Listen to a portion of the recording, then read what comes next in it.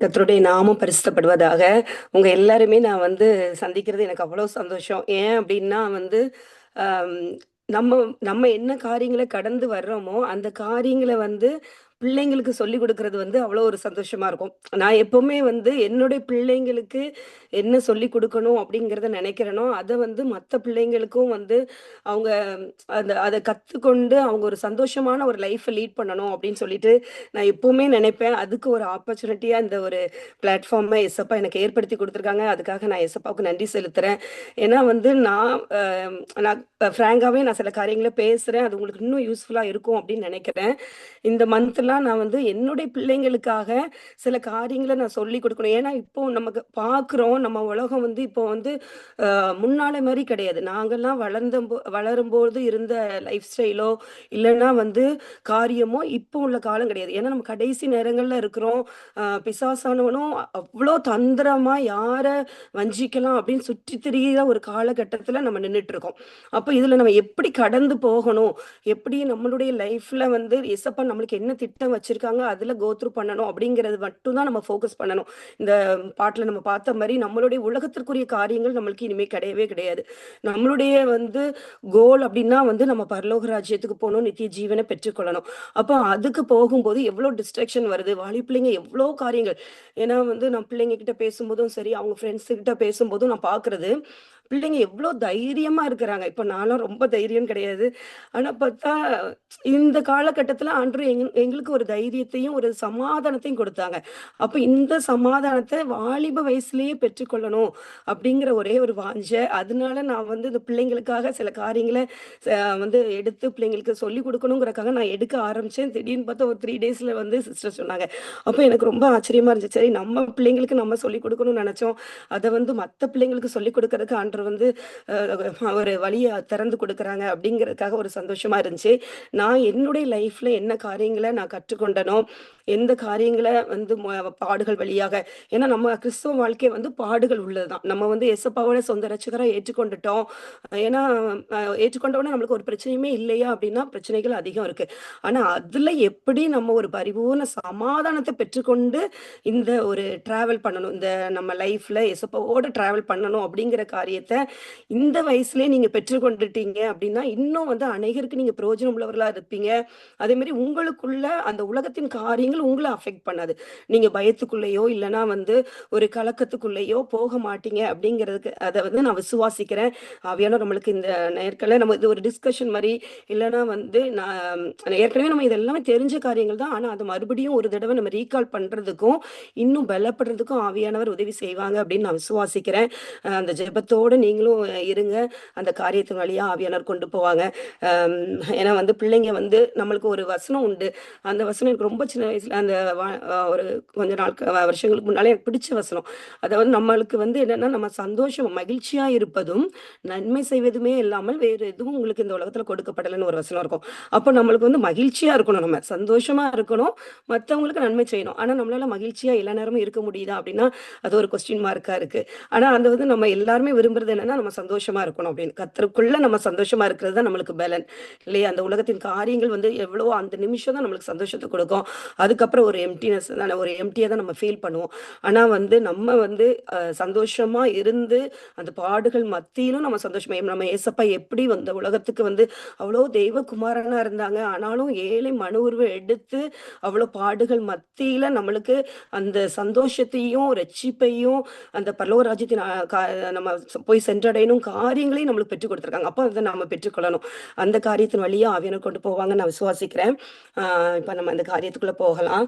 ஆ இப்ப நம்ம இந்த ஹெட்டிங்க பார்த்திருப்பீங்க எல்லாரும்.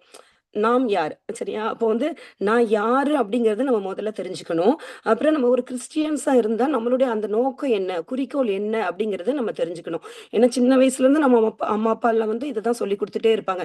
நீ நல்ல பிள்ளையா இருக்கணும், பாவம் செய்யக்கூடாது, நம்ம பரலோக ராஜ்யத்துக்கு போகணும். இந்த காரியங்கள தான் நம்மளுக்கு சொல்லிக் குடுத்துட்டு இருப்பாங்க. இப்போ நம்ம அந்த காரியம் தான் நம்மளுக்கு ஒரு சில நேரங்கள்ல அது ஒரு டென்ஷனான ஒரு காரியமா, இல்லன்னா ஒரு ஸ்ட்ரெஸ்ஸான காரியமா கூட நம்மளுக்கு மாறி போகிற காரியங்கள் உண்டு. ஆனா நம்ம அந்த அளவுக்கு ஸ்ட்ரெஸ்ஸா கொண்டு போகாம, எப்படி ஈஸியா நம்ம இந்த லைஃப்ல நம்ம டிராவல் பண்ணலாம் அப்படிங்கிறதையும் நம்மளுக்கு சொல்லிக் குடுப்பாங்க.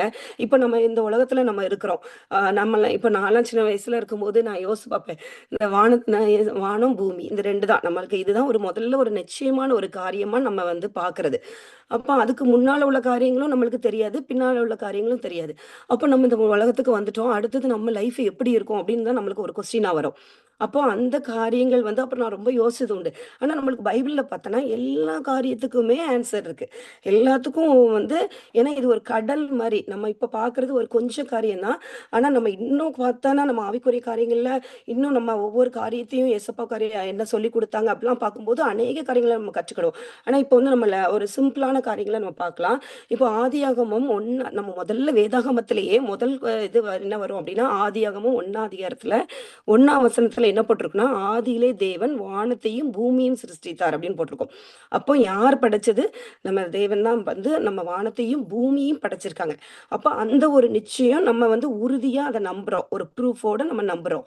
இல்லையா? இப்ப எப்படி நம்ம மேத்ஸ் இல்லன்னா பயாலஜி எந்த காரியமா எடுத்துட்டாலும் ஒரு எக்ஸ்பெரிமெண்ட் செய்யணும் அப்படின்னா, அதுக்கு ஒரு நெறைய ப்ரொசீஜர் வச்சிருப்பாங்க. அந்த ப்ரொசீஜர நம்ம செய்யும் பொழுது தான் ஆன்ஸர் கிடைக்கும். அப்ப இந்தபடி போனா தான் நம்ம ஆன்ஸர் கிடைக்கும்னு நம்மளுக்கு தெரியும். ஒரு நிச்சயம் இருக்கும்.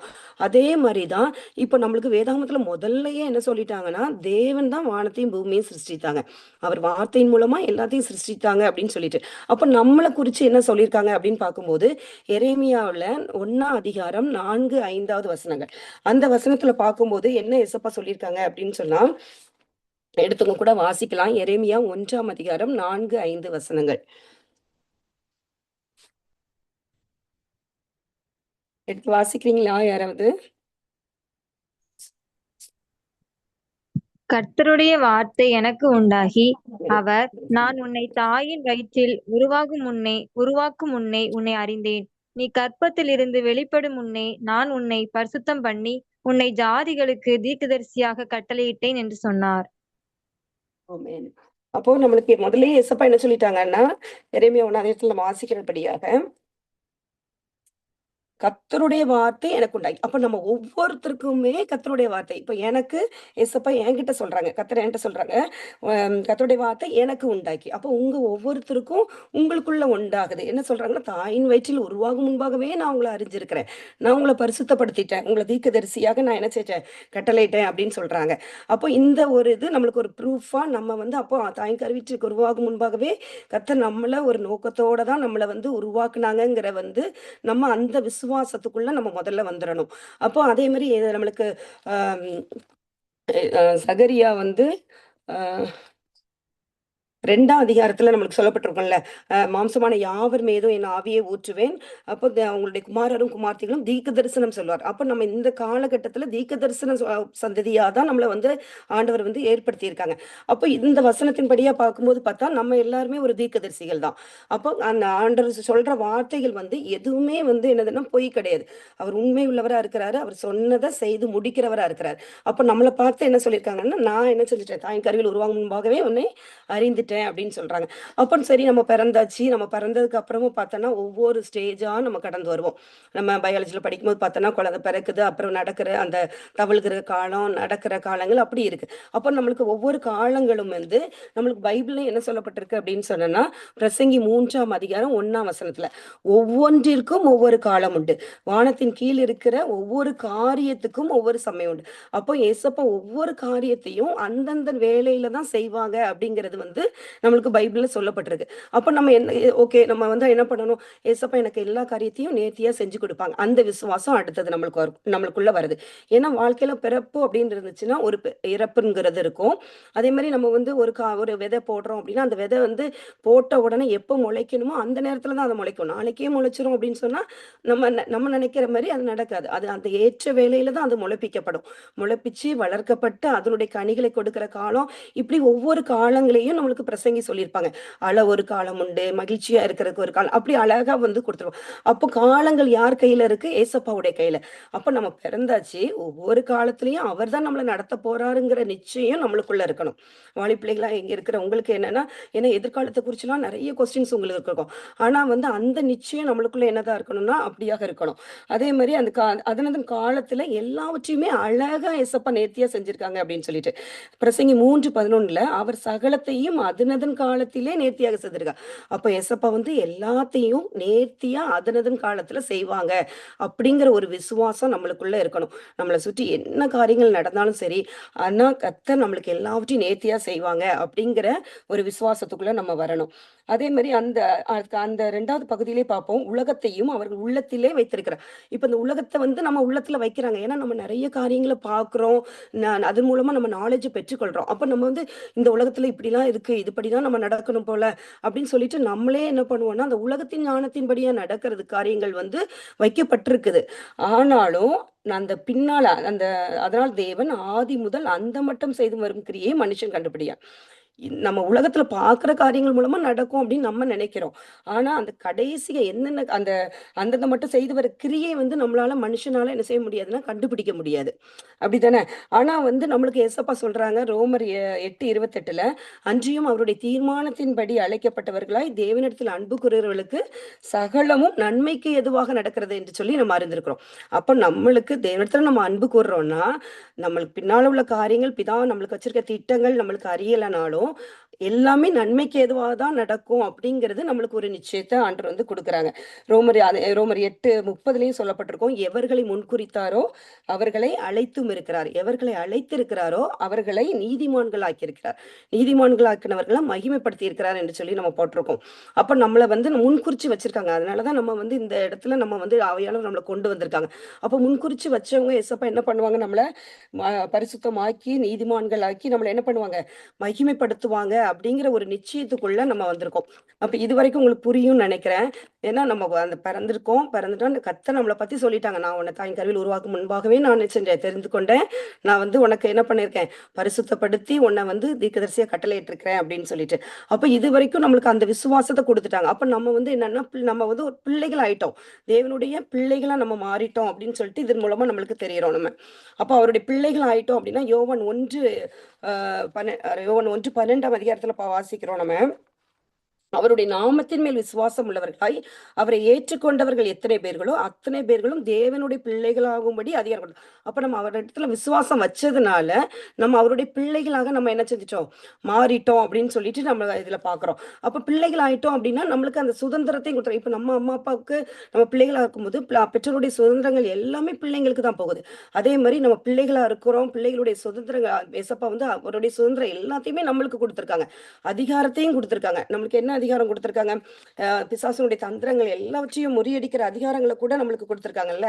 நம்ம அதை வந்து கூட நம்ம வாசிக்கிறோம் லூக்கா 10:19 இதோ சர்ப்பங்களையும் தேள்களையும் மிதிக்கவும் சத்துருடைய சகல வல்லமையை மேற்கொள்ளவும் உங்களுக்கு அதிகாரம் கொடுக்குறேன்னு சொல்லிட்டு.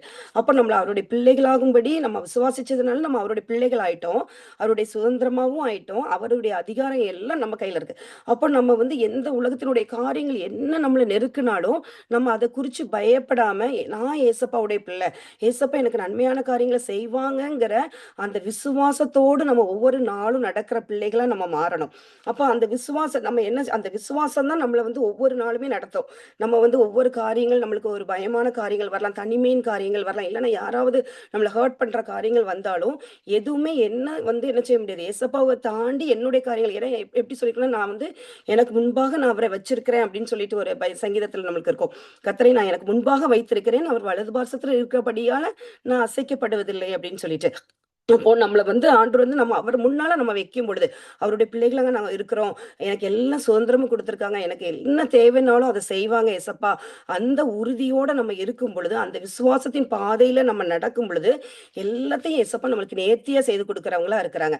இப்ப நம்ம சரி நம்ம விசுவாசம் வச்சுட்டோம், நான் ஆண்டோடைய பிள்ளையா இருக்கிறேன், எனக்கு அதிகாரத்தை கொடுத்துட்டாங்க, அப்ப நான் பிரச்சனைக்குள்ளேயே போக மாட்டேனா, எனக்கு எல்லா லைஃபுமே ஸ்மூத்தா போயிடுமா அப்படின்னா நம்ம அந்த இன்னும் கிறிஸ்தவ வாழ்க்கையே ஒரு பாடுகள் நிறைந்த வாழ்க்கை தான் இல்லையா. அப்ப ஏசப்பா ஏசப்பா எவ்வளோ பாடுகளை பெற்று பாடுகளுக்குள்ளா தான் கடந்து போனாங்கன்னு நம்ம பார்க்குறோம். அடிக்கப்பட்டாங்க, நிந்திக்கப்பட்டாங்க, எல்லா காரியத்திலையுமே வந்து ஆனா அவர் பிதாவினுடைய சித்தத்தை செய்றவங்களா இருந்தாங்க. பிதாவுக்கு கீழ்ப்படிஞ்சு நடக்கிறவங்களா இருந்தாங்க. அப்ப நம்மளுக்கும் அதே மாரி தான். நம்மளும் பாடுகளுக்குள்ள தான் போனோம். ஆனா என்ன, நம்ம ஏசப்பாவுடைய பிள்ளைகளா இருக்கிறோங்கிற அந்த விசுவாசத்திலயும், அந்த அதிகாரத்தையும் எடுத்துக்கொண்டு நம்ம நடக்கிறவங்களா இருக்கணும். அப்ப உலகத்துல நம்மளுக்கு உபத்திரம் உண்டுன்னா, அதுக்கு கூட நம்ம ஒரு வசனம் பார்க்கலாம். யோவான் 16:33 என்னிடத்தில் உங்களுக்கு சமாதானம் உண்டாயிருக்கும் பொருட்டு இவைகளை உங்களுக்கு சொன்னேன். உலகத்தில் உங்களுக்கு உபத்திரம் உண்டு, ஆனாலும் திடன் கொள்ளுங்கள், நான் உலகத்தை அப்ப நம்மளுக்கு முன்மாதிரி வச்சுட்டு போயிருக்காங்க. நம்ம நம்ம வந்து எப்பவுமே நம்ம அம்மா அப்பாவை முன்மாதிரியா பார்ப்போம். ஆமா, இவங்க எப்படி இருக்காங்க அப்படிங்கிறது. ஆனா நம்மளுக்கு உலகப்புறமா நம்ம மனிதர்களை பார்க்காம நம்ம எப்பவுமே ஏசப்பாவை முன்மாதிரியா வைக்கிறதுக்கு நம்ம பழகிக்கணும். ஏன் அப்படின்னா, சில நேரங்கள் பெற்றோர்கள் கூட அவங்க ஏதோ ஒரு சொல்ற வார்த்தைகள் உங்களுக்கு ஹர்ட் ஆகும். இல்லைன்னா நான் என்ன புரிஞ்சுக்கிடலையே அவங்க அப்படிங்கிற ஒரு எண்ணங்கள் உங்களுக்குள்ள வரும். ஆனாலும் நம்ம ஏசப்பாவை முன்மாதிரியா வைக்கும்போது, ஏசப்பா எவ்வளவு பாடுகளுக்குள்ள போனாங்க, அந்த இடத்துல தேவனுடைய சித்தத்தை செய்யும் பொழுது அவங்க எப்படி பரலோக ராஜ்யத்துல போனாங்க, அந்த மகிமையை பெற்றுக்கொண்டாங்க, அந்த காரியங்களையே நம்ம ஆண்டவரை எப்பவுமே முன்மாதிரியா ஏசப்பாவை நம்ம வைக்கும்போது அந்த உபத்திரத்தின் வழியாக நம்மளுக்கு ஆண்டவர் வந்து அந்த தைரியத்தையும் பலனையும் கொடுப்பாங்க. ஏன்னா நம்மளுக்கு பரலோக ராஜ்யத்துக்குள்ள நம்ம போகணும் அப்படின்னா அப்போஸ்தலர் 14:22 சொல்லப்பட்டிருக்கும். சீஷருடைய மனதை திடப்படுத்துறாங்க, விசுவாசத்தில் நிலைத்திருக்கும்படி அவர்களுக்கு புத்தி சொல்லி நம்ம அநேக உபத்திரவின் வழியாக தேவனுடைய ராஜ்யத்தில் பிரவேசிக்க வேண்டும் அப்படின்னு சொல்லுவாங்க. நம்ம உபத்திரவத்தின் வழியா தான் நம்ம வந்து பரலோக ராஜ்யத்துக்கு பிரவேசி. நம்ம நிறைய பிக்சர்ஸ் கூட பார்த்திருப்போம். பரலோக ராஜ்யத்துக்கு போகணும் அப்படின்னா பார்த்தோன்னா ஒரு குறுகலான பாதையா இருக்கும். ஒருத்தர் தான் 2 பேர் தான் நடந்து போவாங்க. ஆனா வந்து இந்த உலகத்தினுடைய காரியங்கள் பார்த்தா அநேக பேர் நடந்து போவாங்க. ஏன்னா அது நம்மளுக்கு அந்த நேரத்துல ஒரு சந்தோஷத்தை கொடுக்கும், நம்மளுக்கு இன்பத்தை கொடுக்கும். அப்ப நம்ம என்ன நினைப்போம், ஓகே இது எனக்கு சந்தோஷத்தை கொடுக்குதே, எனக்கு இன்பத்தை கொடுக்குதே அப்படின்னு சொல்லிட்டு நம்ம என்ன பண்ணிடுவோம், அந்த பாதையை தேர்ந்தெடுத்துருவோம். ஆனா அவர் நம்மளுக்குன்னு ஒரு ப்ளூ பிரிண்ட்டை வச்சிருப்பாங்க. பரிசு ஆவியானவர் வந்து நம்மளுக்கு அந்த ப்ளூ பிரிண்டின் வழியா தான் நம்மள ஒவ்வொரு நாளும் வழி நடத்துவாங்க. அப்போ அதுல இருந்து நம்ம நகலாம இருக்கணும் அப்படின்னா, நம்ம ஏசப்பாவை முன்பாக வைத்து அவரோட என்ன சொன்னாங்களோ அதுக்கு கீழ்ப்படிந்து நம்ம நடக்கும்போது, அந்த உபத்திரவத்தின் வழியா நம்ம நடக்கும்போது அந்த நித்திய ஜீவனை நம்ம பெற்றுக்கொள்கிறதா இருக்கும். நம்ம கிறிஸ்தவர்களா இருக்கும்போது நம்ம பிறந்திருக்கோம் அப்படின்னாமே நம்மளுடைய கோல் வந்து பரலோக ராஜ்யத்தை அடையிறது தான், அந்த நித்திய ஜீவனை அடையிறது தான். அப்ப நம்ம இந்த உலகத்தின் காரியங்களை நம்ம நோக்கி பார்க்காம எப்பவுமே நம்ம வந்து பரலோகத்தின் காரியங்களை நோக்கி பார்க்கும்போது அந்த உபத்திரவத்தின் வழியா செல்லும் பொழுதும் நம்மளுக்கு ஒரு சமாதானத்தை என்ன செய்வாங்கன்னா ஏசப்பா கொடுப்பாங்க. அதுக்கு யார் நம்மளுக்கு உதவி செய்வாங்க அப்படின்னு சொன்னா, பரிசுத்த ஆவியான ஒரு உதவி இருந்தா மட்டும்தான் நம்ம இந்த பாடுகளுக்கு வழியா நம்ம செல்ல முடியும். பரிசுத்த ஆவியான உதவி இல்லை அப்படின்னா நம்ம மாம்சீகத்துல நம்மளால நிலை நிற்கவே முடியாது. என்னுடைய பலத்தினால நின்றுவேன், நான் இவ்வளவு படிச்சிருக்கேன், என்னுடைய ஞானத்தினால நான் நிற்பேன் அப்படின்னு சொன்னா நம்மளால நிக்கவே முடியாது. ஆவியானவர் ஒருத்தர் மட்டுமே நம்மளுக்கு உதவி செய்ய முடியும். ஒவ்வொரு காரியத்திலையும் அவர் நம்மளை போதிக்கிறவரா இருப்பாரு. ஒவ்வொரு காரியங்களும் இந்த வழி இதுவே அப்படின்னு சொல்லி நடக்கிற அந்த சத்தத்தை வந்து கர்த்தருடைய வார்த்தையை கொண்டு நம்மளுக்கு ஒவ்வொரு நாள் அதை உறுதிப்படுத்துவாங்க. இன்னொன்னு நம்ம வந்து எப்படி நான் வந்து இதுக்கு ஆண்டோடைய சத்தமா பிசாசுடைய சத்தமா அப்படிங்கிறது கூட நம்மளுக்கு ஆவியானவர் பேசுறாங்களா எப்படி நம்ம ஐடென்டிஃபை பண்ணிக்கிட முடியும் அப்படின்னா, நம்மளுக்கு பைபிள்ல இருக்கும். 3 சாட்சியின் மூலமா உறுதிப்படுத்தும். நான் அந்த வசனத்துக்கு எங்க இருக்குன்னு தேடி தேடி பார்த்தேன். பட் ஆனா அத கண்டுபிடிக்க முடியல. ஆனா அதுல வந்து எனக்கு ஏன்னா நான் வந்து அந்த எனக்கு மேரேஜ் ஆகும்போது எனக்கு 22 வயசு. அப்போ நம்ம நினைப்போம், ஓகே நம்ம வந்து நம்ம லைஃப் ரொம்ப நல்லா இருக்கும் அப்படின்னு. ஆனா அந்த உள்ள போகும்பொழுது ஏன்னா நான் ஆண்டவருடைய சித்தத்துக்கு தான் ஒப்பு கொடுத்தேன். என்னுடைய சாட்சி மூலமா இந்த சின்ன விஷயங்கள இத சொல்றேன். உங்களுக்கு அது யூஸா இருக்கும்னு நினைக்கிறேன். அப்போ நான் வந்து எசப்பா உங்க சித்தத்தின்படி தான் நான் செய்யணும். இதே தான் என் வாயில இருந்து எப்பவுமே வந்துட்டு இருக்கும். நான் சின்ன வயசுல இருந்தும் சரி, அந்த பைபிள வாசிக்கும்போது ஏசப்பா இந்த வசனத்தின்படி நடக்கணும், இந்த காரியங்கள் படியா எனக்கு பண்றதுக்கு ஹெல்ப் கூட அதுல ரொம்ப கவனமா போவேன். ஆனா அவ்வளவு கவனமா நம்ம போயிட்டு இருந்தாலும் ஆனா நெறைய காரியங்கள வந்து நம்ம அந்த அப்படியே நடந்து போகும்பொழுதும் பிரச்சனைகள், பாடுகளுக்கு வழியாக போற காரியத்தையும் பார்க்க முடியுது. அப்புறம் இப்ப என்ன நம்ம ஏசப்பாவுடைய சொல்றபடி தான் நடக்கணும் நடக்கணும்னு நினைக்கிறோம். ஏன்னா ஏன் அனுமதிக்கப்பட்டது அப்படின்னு சொல்லும்போது, சில நேரங்கள்ல நம்மள உருவாக்க அனுமதிச்சாங்க. சில நேரங்கள்ல நம்மளுடைய இச்சையினால நம்ம அதுல வந்து சிக்குண்டு போயிருப்போம். அப்போ அதெல்லாம் நீங்க வரக்கூடாது அப்படிங்கிறதுக்காக தான் இந்த காரியங்கள வந்து அவையரும் பேசிக் கொண்டிருக்காங்க அப்படின்னு சொல்லி நான் விசுவாசிக்கிறேன். அப்போ நம்ம வந்து அப்போ நான் மேரேஜ் ஆகுது சின்ன வயசுல ஆகும்போது எங்க மேம் வந்து தான் வந்து பேசினாங்க. எங்க தமிழ் மேம். அப்போ சொன்னாங்க, மேரேஜ்னதும் நீங்க வந்து ஒரு ஒரு அதாவது அந்த பஞ்சு மெத்தை போல அனுபவம் நீங்க நினைப்பீங்க. அது கிடையாது. அது முள்ளின் பாதை, ஒரு கரடுமுரடான பாதையில அப்போ நான் நினைச்சேன். ஏன்னா அப்போ நம்மளுக்கு ஒண்ணுமே தெரியாது. அந்த சின்ன ஏஜ் 22 வயசுங்கிறது நம்மளுக்கு ரொம்ப கம்மி. அப்போ நான் நினைச்சேன், இது என்னடா இப்படி சொல்றாங்க, அப்போ எப்படி இருக்கும் நம்மளுக்கு. அப்போ எனக்கு ஒரு பயம் இருந்துச்சு. என்ன இப்படி சொல்றாங்க, நம்ம நினைச்சோம் ஓகே வீட்டில தான் ஸ்ட்ரிக்ட்டா இருப்பாங்க, இப்படி இருக்கணும் அப்படி இருக்கணும்னு சொல்லுவாங்க. சரி மேரேஜ் ஆன பிறகு நம்ம இஷ்டப்படி நம்ம இருக்கலாம் அப்படிலாம் நம்ம நினைப்போமே. அப்படிலாம் நினைக்கும் போது நான் பார்த்தேன்னா, அந்த ஒரு வார்த்தை வந்து எப்பவுமே நம்ம வந்துட்டு வந்து சில வார்த்தைகள் வந்து ஆவியானவர் நம்மட்ட வந்து ஒரு ஒரு ஒரு வேர்டாவோ, இல்லன்னா ஒரு சென்டென்ஸாவோ டக்குன்னு நம்ம உள்ள ஒரு ஆழத்துல போடுவாங்க. அந்த காரியத்த நம்ம வந்து எப்பவுமே வந்து அத எடுத்துக்கிறதுக்கு நம்ம பழகணும். அந்த கர்த்தருடைய சத்தத்த நம்ம எப்படி இதுதான் அப்படிங்கிறத. அப்போ அப்படி போகும்போது என்ன ஆகும்னா, நம்மளுக்கு வந்து அதன்படி நடக்கிறதுக்கு, அதுல பலன் கொள்றதுக்கு கிருபையா இருக்கும். ஆனா எனக்கு அப்போ வந்து அந்த அனுபவம் ஆவிக்குரிய அனுபவம் கிடையாது. நம்ம சிஎஸ்ஐல இருந்தோம். அப்போ சரி அப்போ போகும்போது இப்படிலாம் இருக்குமா? அப்படிங்கிற மாரி இருந்துச்சு. ஆனா போகும்போது பார்த்தா அநேக பாடுகளுக்குள்ள கடந்து ஆனா ஆண்டவரையே சார்ந்து இருந்ததுனால, அந்த காரியங்கள் எல்லாத்தையும் கடந்து வர முடிஞ்சது. அதுக்கு ஆவியானவர் தான் அந்த பலன குடுத்தாங்க. எனக்கு மேரேஜ் நான் சிஎஸ்ஐல இருக்கும்போது கல்யாணம் ஆகி 3 மந்த்ஸ்லயே என்னுடைய கை வந்து டிஸ்லொகேஷன் ஆயி அப்படி கட்டு போட்டு, அ அத அப்படி கைய நீட்டக்கூட முடியாத அளவுக்கு இருந்துச்சு. அப்போ நான் வந்து ம தினகரன் அங்கிளுடைய கேசட்ட நான் கேட்கும்போது, கர்த்தர் என்ன வந்து ஆவியானவர் என்ன வந்து அபிஷேகப்படுத்துனாங்க. அப்பலாம் அபிஷேகம்னா என்னன்னு தெரியாது. நம்ம சிஎஸ்சி பேக்ரவுண்ட்ல இருந்தோம். ஆனா மேரேஜ் பண்ணது ஆவிக்குரிய சபையில உள்ள என் ஹஸ்பண்ட் வந்து ஆவிக்குரிய சபை. அப்ப அங்க போம்போதெல்லாம் என்னடா அந்நிய பாஷை பேசுறாங்க, வித்தியாசமா இருக்கு, ஒயிட் ட்ரெஸ் போட்டுருக்காங்க. அப்படிலாம் எனக்கு ஒரு அனுபவம் பார்க்கும்போது வித்தியாசமா இருந்துச்சு. ஆனா ஒவ்வொரு காரியத்தையும் ஆண்டவர்ட்ட ஒப்பு கொடுக்கும்போது, நம்மளால முடியலனாலும் அவர் அழகா நடத்திட்டு போனத பார்க்க முடிஞ்சது. ஆனா ஒவ்வொரு காரியத்தையும் நான் அப்போ அந்த பாஸ்டர்லாம் நல்ல மெசேஜ் குடுப்பாங்க. அப்ப நான் சொல்லும்போது அதுக்கு அந்த இத உள்ள வாங்கிட்டு அதுக்கு ஒப்பு குடுப்பேன். நம்ம வாஞ்சிக்கணும், ஒப்பு கொடுக்கணும். இந்த 2ம் நம்ம செய்யும்போது, ஆவியானவர் அழகா நம்மள கொண்டு போறதுக்கு, அழகா நடத்திட்டு போறத நம்மளால பார்க்க முடியும். அந்த நேரம் நம்மளுக்கு தெரியலனா கூட இப்போ திரும்பி பார்க்கும்போது, எவ்வளோ அழகா நடத்திட்டு வந்திருக்காங்க அப்படிங்கிறத நம்ம பார்க்க முடியும். ஒண்ணே ஒண்ணு நம்ம கர்த்தருடைய வார்த்தைக்கு ரொம்ப முக்கியத்துவம் குடுத்து, அவங்க என்ன அந்த வார்த்தைகளுக்கு வேதாகமத்துல வாசிக்க, வாசிக்க அந்த வசனங்கள் நம்ம கூட பேசிக்கிட்டே இருக்கும்.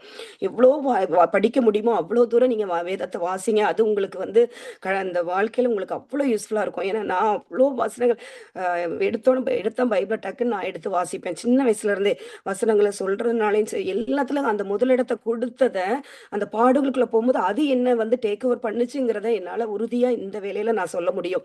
அவ்வளோ வார்த்தைகள வந்து மனப்பாடம் பண்ண காரியங்களாலும் சரி, அந்த பாடல்கள்ல அந்த வார்த்தைகள் என்ன வழி நடத்துச்சு. நான் என்னால செயல்பட முடியாத நேரங்களில, அந்த தேவனுடைய வார்த்தையை கொண்டு ஆவியானவர் வந்து நடத்திட்டு வந்தாங்க அப்படிங்கிறத, இப்போ என்னால உறுதியா சொல்ல முடியிற காரியங்களா இருக்கும். அப்படியாக நடத்திட்டு வரும்போது, அந்த நேரத்துல அந்த கல்யாணம் ஆகி 3 மந்த்ஸ்ல எனக்கு வந்து அந்த தனி அறையில உட்கார்ந்து நான் அந்த மெசேஜ கேட்டு நான் ஆண்டவர்ட்ட ப்ரேயர் பண்ணிட்டு இருக்கும்போது, ஏசப்பா என்ன அபிஷேகம் பண்ணாங்க. அந்நிய பாஷைய குடுத்தாங்க. ஆனா, அப்போ கூட எனக்கு அந்த அளவுக்கு தெரியாது. ஆனா, அந்த நேரத்துல அந்த அபிஷேகம் குடுத்து, அந்த வழி நடத்தின பிறகு பார்த்தோன்னா, அவ்ளோ அந்த அ வழி இதுவே அப்படின்னு சொல்றது அப்படியே தெரியும் நம்மளுக்கு. அந்த ஆவியானவர் வந்து உள்ள இருந்து பேசுறது காரியங்கள் தெரியும். இப்படி செய், அத செய் அப்படிங்கிறது. அப்போ நம்மளுக்கு இந்த பாதையில நம்ம இந்த லைஃப்ல நம்ம டிராவல் பண்ணணும்னா, யார் நம்மளுக்கு ஹெல்ப் பண்ணுவாங்கன்னா, ஆவியானவர் தான் ஹெல்ப் பண்ணுவாங்க.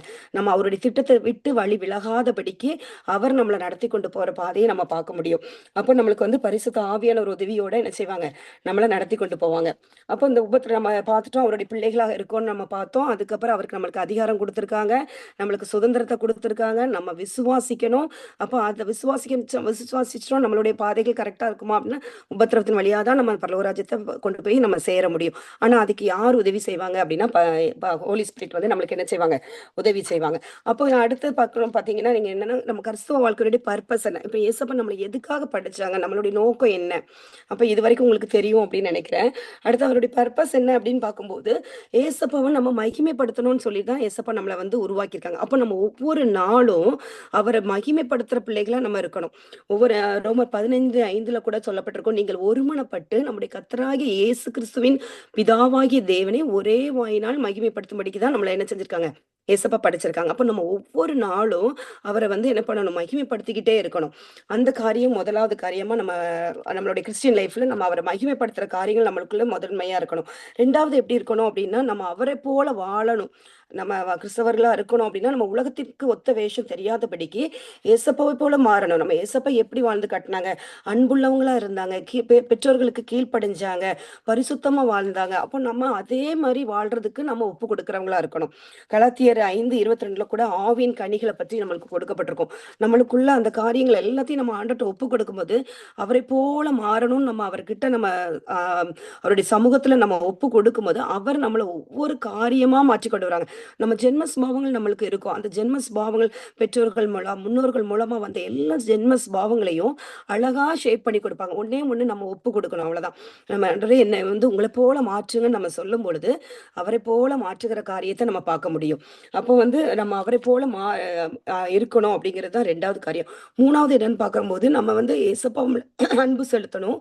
அப்புறம் ஏசப்பாவை அன்பு செலுத்துற மாதிரியே நம்ம மற்றவங்களை நேசிக்கணும். நம்ம கிறிஸ்தவங்களா இருக்கிறோம் அப்படின்னாவே நம்மளுடைய சாட்சியின் வாழ்க்கை தான் புறஜாதிகளை ஏசப்பாட்ட கொண்டு வரும். அப்ப நம்ம எப்படி இருக்கணும்னா ஏசப்பா மேல அன்பு அதிகமா செலுத்துறவங்களா இருக்கணும். மற்றவர்களையும் நம்ம நேசிக்கிறவர்களா இருக்கணும். மத்தேயு 22ல கூட சொல்லப்பட்டிருக்கும். 37 வசனத்துல இருந்து 40 வரைக்கும் இயேசு அவனை நோக்கி உன் தேவனாகிய கர்த்தரிடத்தில் உன் முழு இருதயத்தோடும் உன் முழு ஆத்துமாவோடும் முழு மனதோடு அன்பு கூறுவாயாக அப்படின்ட்டு. அப்போ நம்ம ஏசப்பாவை ஒவ்வொரு நாளும் முழு இருதயத்தோடு முழு ஆத்துமாவோடு அன்பு கூறணும். ஏதோ என்னுடைய தேவைக்காக நான் அன்பு கூறுகிறேன் அப்படிங்கிற மாதிரி இருக்கக்கூடாது. நம்ம எப்படி நம்ம வந்து அம்மா அப்பாவை நம்ம நேசிப்போம், இல்லைன்னா நம்ம ஃப்ரெண்ட்ஸ்கிட்ட வந்து பேசலைன்னா நம்மளுக்கு எப்படி ஒரு கஷ்டமா இருக்கும், ஃப்ரெண்ட்ஸ்கிட்ட நான் இம்பார்ட்டன்ட் கொடுப்போமோ அதே போல நம்ம வந்து எப்படி நேசிக்கணும்னா ஆண்டவரை நம்ம வந்து நம்மளை முழு இருதயத்தோடு நேசிக்கணும். அதே போல நம்ம மற்றவங்களையும் நேசிக்கணும். ஏன்னா நம்மளுக்கு ஒரு அந்த கமெண்ட்மெண்ட்லேயே பிரதான கமெண்ட்மெண்ட் என்ன கொடுத்துருப்பாங்கன்னா, உன்னை நேசிக்கிறது போல நீ என்ன செய்யணும், பிறரை நேசிக்கணும்னு சொல்லியிருப்பாங்க. முதலாவது தேவனை வந்து முழு இருதயத்தோடு முழு ஆத்மாவோடு நீ அன்பு கூறணும். அதுக்கப்புறம் உன்னை நேசிப்பதோடு போல பிறனை நேசிக்கணும். நம்மளால நேசிக்க முடியுமா அப்படின்னா அது ஒரு கடினமான காரியமா இருக்கும். ஆனா நம்ம ஒரு கிறிஸ்தவங்களா இருக்கோம் அப்படின்னா கண்டிப்பா நம்ம வந்து பிறரையும் அந்த மாதிரிதான் நேசிக்கணும். நம்மளுக்குள்ள சுயநலம் இல்லாத ஒரு அன்பு இருக்கணும். அதே மாதிரி இருக்கணும். அடுத்தது 4வது பார்க்கும்போது ஒரு சர்வே, நம்ம மற்றவர்களுக்கு வந்து சேவை செய்யறவங்களா இருக்கணும். ஒருத்தர் ஒரு துக்கத்துல இருக்கிறாங்களா, இல்லைன்னா அவங்க வந்து ஒரு கடினமான பாதையில இருக்கிறாங்கன்னா நம்ம அவங்கள தாங்குறவங்களா இருக்கணும். ஒருவரை ஒருவர் தாங்கி கிறிஸ்துவின் பிரமாணத்தை நீங்க நிறைவேற்றுங்கள் அப்படின்னு சொல்லிட்டு வசனம் சொல்லுது. அப்ப நம்ம ஒருவரை ஒருவர் தாங்கணும். எப்படி ஒருத்தருக்கு ஒரு ஒரு கடினமான ஒரு பாதையில போறாங்கன்னா அவங்களுக்கு நம்ம போய் அவங்களுக்கு ஒரு ஆறுதலான வார்த்தைகளை சொல்லலாம். நீங்க எப்படி இருக்கீங்க அப்படின்னு கேட்கறது கூட ஒரு சேவை தான். அப்புறம் எப்படி அந்த மாதிரி காரியங்கள் நம்ம அவங்க நம்மளுடைய காரியங்களை மட்டும் நினைக்காதபடி மற்றவங்களுக்கு நம்ம ஒருவரை ஒரு தாங்குறவங்களாகவும் நம்ம இருக்கணும். அதுக்கப்புறம் எப்படின்னா கிறிஸ்தவ வாழ்க்கையில அடுத்தது பார்த்தீங்கன்னா ஷேரிங் த காஸ்பல், நம்ம சுவிசேஷத்தை அறிவிக்கணும். நம்ம எப்படி அதாவது ஏசப்பா பத்தி நம்ம தெரிஞ்சுக்கொண்டோமோ அதே போல நம்மளை சுத்தி இருக்கிறவங்களுக்கும் ஏசப்பாவுடைய அன்பை சொல்லணும். ஏசப்பா எதுக்கு உலகத்துக்கு வந்தாங்க, ஏன்னா நம்ம நீங்க பார்த்திருப்பீங்க காலேஜ்ல ஸ்கூல்ல எல்லாம் பாத்தீங்கன்னா உங்க ஃப்ரெண்ட்ஸே வந்து ரொம்ப போல்டா இருப்பாங்க. ஆனா சில நேரங்கள்ல அவங்க வந்து ஒரு சோர்ந்து போற ஒரு காரியத்துல இருப்பாங்க. எங்க பாப்பாலாம் சொல்லும்போது சொல்லுவாங்க, மம்மி அந்த பொண்ணு அவ்வளோ போல்டா இருப்பா. நானே பார்த்திருக்கேன் எத்தனையோ போல்டா இருக்கிறவங்க திரும்பி பார்த்தா அவங்க ஒரு சோர்ந்து போன ஒரு அனுபவத்துக்குள்ள போவாங்க. அப்போ அந்த நேரத்துல நம்ம அவங்ககிட்ட வந்து நம்ம என்ன செய்யணும், ஏசப்பா அதனாலதான் நம்மளை பலப்படுத்தி இருப்பாங்க. அப்போ அந்த காரியங்களை அவங்களுக்கு நம்ம வந்து சொல்லணும். ஏசப்பா வந்து உன்னை ரொம்ப நேசிப்பாங்க, நான் உங்களுக்காக தான் வந்து என்ன பண்ண அவருடைய ஜீவனை கொடுத்து வந்தாங்க, அந்த காரியங்கள் எல்லாம் சொல்லணும். அவர் மேல நம்ம பாரத்தை வச்சுட்டோம்னா நம்ம ரிலாக்ஸா இருக்கலாம் அப்படின்னு சொல்லிட்டு நம்மளுடைய சாட்சியின் வாழ்க்கை, நம்மளுக்கு ஏசப்பா என்னெல்லாம் நன்மை செஞ்சாங்களோ அதை நம்ம சாட்சியா சொல்லும் போது அவங்கள வந்து ஏசப்பாவுடைய அன்பை அதன் மூலமா தெரிஞ்சுக்கொள்வாங்க. அப்போ நம்ம என்ன பண்ணணும்னா காஸ்பெல்ல நம்ம சொல்றவங்களா இருக்கணும். அதுக்கப்புறம் நம்மளுடைய லைஃப் வந்து என்னன்னா பரலோக ராஜ்யத்துக்குரிய அந்த வாழ்க்கையா நம்ம வாழணும். முதலாவது தேவனுடைய ராஜ்யத்தையும் அவருடைய நீதியும் தேடுங்கள், அப்பொழுது இவைகள் எல்லாம் கூட கொடுக்கப்படும் அப்படின்னு இருக்கு. அப்ப நம்ம முதலாவது தேவனுடைய ராஜ்யத்தை தேடுறவங்களா இருக்கணும். நம்ம உலகத்துல பணம் சம்பாதிக்கணும், இல்லைன்னா இந்த வீடுக கட்டணும், இதை பண்ணணும், அதை பண்ணணும், அப்படி ஒரு காரியமா நம்ம இல்லாதபடிக்கு நம்ம எப்படிப்பட்டவர்களா வாழணும்னா பரலோக ராஜ்யத்திற்கும் அவருடைய நீதியும் தேடுகிறவர்களா தான் நம்ம வாழணும். இந்த கடைசி நாட்கள்ல இன்னும் அதிகமா நம்ம அவருடைய காரியங்களை மட்டும்தான் நம்ம ஃபோக்கஸ் பண்ணணுமே தவிர உலகத்தின் காரியங்களை ஃபோக்கஸ் பண்ணணும் அப்படின்னா நம்ம விழுந்து போகிறவர்களா இருப்போம். அப்போ வந்து கிறிஸ்தவர்களா நம்ம இருக்கும்போது என்னென்ன காரியங்களா நம்ம அவரை மகிமைப்படுத்துறவர்களா இருக்கணும், ஏசப்பாவை போல மாறணுங்கிற வாஞ்சை இருக்கணும். ஏன்னா மற்றவர்களை போல நம்ம பிரஜாதிகளை போல நம்ம இருக்க முடியாது. ஏசப்பாக்குள்ள இருக்கிற பரிசுத்தம், ஏசப்பாக்குள்ள இருக்கிற கீழ்ப்படிதல் நம்மளுக்குள்ள இருக்கணும். அதே மாதிரி நம்ம வந்து என்ன பண்ணணும், மற்றவங்களை நேசிக்கணும். ஏசப்பாவை நேசிக்கிற போல நம்ம மற்றவங்களையும் நேசிக்கணும். மற்றவங்களை ஒருத்தர் ஒருத்தர் தாங்கணும். அதே மாதிரி அவங்க ஏசப்பாவுடைய சுவிசேஷத்தை நம்ம அறிவிக்கணும். நம்ம ஏதோ ஒரு சின்ன காரியம் நமக்கு எனக்கு தெரியாது, நான்லாம் ரொம்ப பயந்த காரியம் தான். ஆனா ஆண்டவர்ட்ட நம்ம வந்து ஒவ்வொரு காரியத்தை சொல்லி கொடுக்கும்போது இப்போ வந்து அது அந்த ஏசப்பா பத்தி சொல்லும்போது மட்டும் சாட்சியோட சொல்லும்போது எப்படி தைரியம் வரும்னே தெரியாது சொல்லிடுவேன். அந்த மாதிரி நம்ம வாழ்க்கையில நம்ம சாட்சியின் காரியம் அது மூலமா கூட நம்ம சொல்லலாம். நம்ம நிறைய காரியங்கள் ஐயோ எனக்கு தெரியாது அப்படின்னு சொல்லி நம்ம தயங்காதபடிக்கு நம்ம வாழ்க்கையில ஏசப்பா செஞ்ச அற்புதங்கள், அடையாளங்கள் இதெல்லாம் நம்ம சொல்லும் போது கூட அது அவங்களுக்கு வந்து பிரயோஜனம் உள்ளதா இருக்கும். அது மூலமா நம்ம சுவிசேஷத்தை சொல்லலாம். சிம்பிளா நம்ம அப்படி கூட சொல்லலாம். அதே மாதிரி நம்ம கர்த்தருடைய ராஜ்யத்தை தேடுறவங்களா நம்ம இருக்கணும். கிறிஸ்தவ வாழ்க்கையில அந்த இதனுடைய நோக்கமே நம்ம இதை தான் முதல்ல வச்சிருக்கணும். அதே மாதிரி பார்க்கும்போது சரி ஓகே, நம்ம அதுக்கப்புறம் வந்து பிசாசு நம்ம இதெல்லாம் நமக்கு வந்துட்டு இருப்போம். ஏசப்பாவுடைய காரியங்களுக்கு ஃபோக்கஸ் பண்ணி நம்ம கிறிஸ்தவகத்தினுடைய நோக்கத்தை நம்ம நடத்திட்டு வர்றோம் அப்படின்னா, பிசாசனும் நம்மளுக்கு வந்து அநேக காரியங்களை நம்மளுக்குள்ள என்ன பண்ணுவான்னா, நம்மளை டிஸ்ட்ராக்ட் பண்ற காரியங்கள் கொண்டு வருவான். அவன் சாத்தானுடைய அப்ப அந்த சாத்தானுடைய திட்டத்தெல்லாம் நம்ம முறியடிக்கணும் அப்படின்னா எப்படி இருக்கணும் அப்படின்னு சொல்லிட்டு ஃபர்ஸ்ட் என்ன பண்ணணும்னா, அவன் என்ன பண்ணுவான் நம்மள அப்படின்னா, ஒரு வாலிப பிள்ளைகளா இருக்கும் பொழுது வீண் சிந்தனைகளுக்கு அவன் என்ன செய்வான், இடம் கொடுக்க வைப்பான். ஏதாவது ஒண்ணு வந்து இப்ப ஏசப்பா சொல்லியிருப்பாங்க, நீ வந்து பயப்படாத, நீ இதை செய்ய அப்படின்னு சொல்லியிருப்பாங்க. ஆனா அவன் என்ன சொல்லுவான், இந்த இல்ல இந்த மாதிரி நீ பண்ணு. அவன் ஏதாவது உலகத்தின் ஞானத்தை கொண்டு வந்து நம்மளை சிந்திக்க வைப்பான். இதுக்கு கூட நம்ம பைபிள்ல ஒரு இது பார்க்கும்போது ஆதாம் ஏவாளுடைய இதை பார்க்கலாம். அவங்க ஏசப்பா சொல்லுவாங்க, நீ வந்து என்ன செய்யணும், நன்மை தீமை அறியற இந்த விருட்சத்தை மட்டும் நீ சாப்பிடாதன்னு சொல்லியிருப்பாங்க. அப்போ ஆனா வந்து சர்ப்பம் என்ன பண்ணுவோம்னா வந்து ஏவாள்கிட்ட சொல்லும், இது ஏசப்பா உனக்கிட்ட இதெல்லாம் சொல்லியிருக்காங்களா இதெல்லாம் அப்படின்னு கேட்கும்போது அவன் என்ன பண்றான், சிந்தனைக்கு ஒப்பு கொடுக்குறான். அப்ப நம்மளையும் பிசாசு என்ன பண்ணுவான்னா, ஒவ்வொரு கொஸ்டினா கேட்பான், இந்த மாதிரி இருக்குல்ல, இந்த இது செஞ்சா உனக்கு நன்மையா தானே இருக்கும் அப்படிங்கிற. அப்போ அவ வந்து என்ன பண்ணிட்டானா, ஏசப்பா சொன்ன வார்த்தைக்கு கீழ்ப்படியாம, அவர் கீழ்ப்படியணும்னு சொல்லிட்டு ஒண்ணு சொன்னதை அதுக்கு கீழ்ப்படியாம சத்ருவானுடைய வார்த்தைக்கு அவ கீழ்ப்படியும் போது என்ன பண்ணிட்டாவா, விழுந்து போகிறவளா இருந்தாங்க அந்த பாவத்துல. அப்ப நம்ம என்ன செய்யணும்னா, பிசாசன் கொண்டுகிற அந்த சிந்தனைகளுக்கு நம்ம எப்பவுமே என்ன செய்யக்கூடாது, இடம் கொடுக்க கூடாது. இடம் கொடுக்காம நம்ம கர்த்தருடைய வார்த்தையை அந்த இடத்துல கொண்டு வந்து நம்ம அந்த காரியங்களை, ஏசப்பா எனக்கு இதை தான் சொல்லியிருக்காங்க, கவலைப்பட கூடாதுன்னு தான் சொல்லியிருக்காங்க. உனக்கு ஏதோ ஒரு கவலையா இருக்கு, ஏன்னா இல்லைன்னா ஃப்ரெண்ட்ஸ் ஏதாவது ஒண்ணு சொல்லி ஹர்ட் பண்ணியிருக்காங்களோ, இல்லைன்னா ஒரு தனிமையின் அனுபவத்துல இருந்தாலும், ஒரு சோர்வின் அனுபவத்துல இருந்தாலும் ஏசப்பா சொல்லியிருக்காங்க, என்ன வந்து சோர்ந்து போகாதன்னு சொல்லியிருக்காங்க, கர்த்தருக்குள்ள சந்தோஷமா இருன்னு சொல்லியிருக்காங்க. இப்படி வார்த்தைகளை நம்ம கொண்டு வரும். பிசாசானவன் விதைப்பான், நீ இதை தப்பு பண்ணல, அதனாலதான் உனக்கு இந்த மாதிரி காரியம் நடந்துச்சு அப்படின்னு சொல்லி சொல்லும் பொழுதும் அந்த சிந்தனைக்கு நம்ம என்ன செய்ய கூடாதுன்னா, வீணான சிந்தனைகளுக்கு நம்ம இடம் கொடுக்க கூடாது. இடம் கொடுக்காம கர்த்தருடைய வார்த்தைகளுக்கு நம்ம இடம் கொடுக்கும் பொழுது நம்ம வந்து என்ன பண்ணலாம், சத்துருடைய எல்லா அந்த திட்டங்களுக்கு நம்ம விலகி இருக்கலாம். அதே மாதிரி பார்க்கும்போது இன்னொரு இது பார்க்கும்போது சாமுவேல்ல பார்க்கலாம். ஆஹ் 1 சாமுவேல் 15ல வந்து சொல்லப்பட்டிருக்கும். அதுல கூட ஒரு எக்ஸாம்பிள் பார்க்கலாம். சாமுவேல் வந்து சவுல்கிட்ட சொல்லுவாங்க, கர்த்தருடைய வார்த்தை அதுல வாசிக்கலாம். வாசிக்கும் போது இன்னும் உங்களுக்கு புரியும்.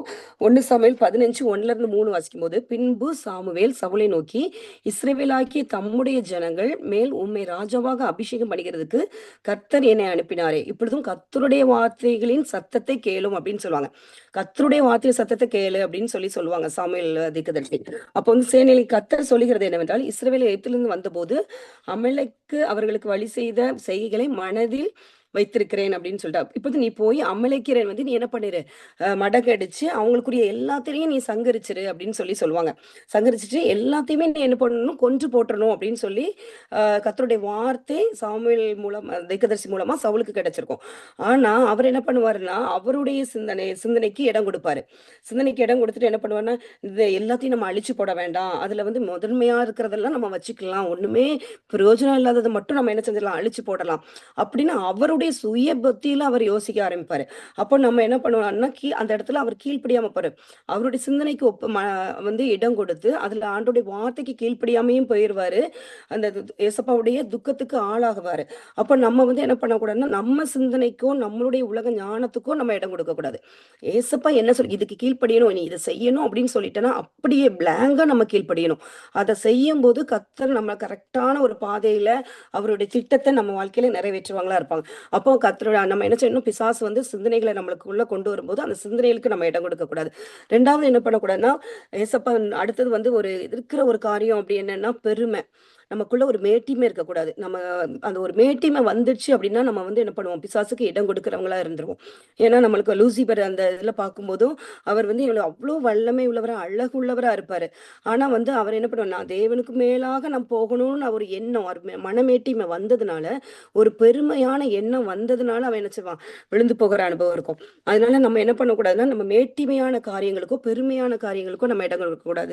2 கொரிந்தியர் 10:5 கூட சொல்லப்பட்டிருக்கும், அவைகளால் நாங்கள் தர்க்கங்களையும் தேவனை அறிகிற அறிவுக்கு விரோதமாய் எழும்புகிற எல்லா மேட்டிமையும் நிர்மலமாக்கணும். ஏசப்பாவை அறிகிற அறிவுக்கு மேலான காரியங்களுக்கு நம்ம என்ன செய்யக்கூடாது, அதுக்கு விரோதமா எழும்புகிற அந்த மேட்டிமைக்கு நம்ம என்ன செய்யக்கூடாது, இடம் கொடுக்க கூடாது. எல்லா எண்ணத்தையும் கிறிஸ்துவுக்குள்ளாக நம்ம என்ன செய்யணும், கீழ்ப்படிய சிறைப்படுத்துறவளா இருக்கணும். அப்ப நம்ம வந்து என்ன பண்ணணும்னா, அந்த பெருமையான காரியங்கள் ஏசப்பாவுக்கு மேலான ஒரு பெருமையான காரியங்கள் நம்மளுக்குள்ள இருக்கக்கூடாது. மேன்மை பாராட்டுகிறவன் கர்த்தரை குறிச்சே மேன்மை பாராட்டணும் அப்படின்னு சொல்லிட்டு நம்ம பைபிள்ல வாசிக்கிறோம். அப்ப எந்த காரியம்னாலும் சரி, ஏசப்பாவ தான் நம்ம மேன்மையா வைக்கணும். நம்ம சிறுகணும், ஏசப்பா பெருகணும். அந்த காரியங்கள் தான் இருக்கணுமே தவிர, நம்மளுடைய டேலண்ட்ட வச்சு நம்ம பெருமை பாராட்டுறதோ, என்னால இதெல்லாம் செய்ய முடியும் அப்படிங்கிற அந்த மேட்டிமையான காரியங்களுக்கு நம்ம இடம் குடுத்துட்டோம் அப்படின்னாவே, ஆட்டோமேட்டிக்கா பிசாசு அதுல தான் கை வைப்பான்.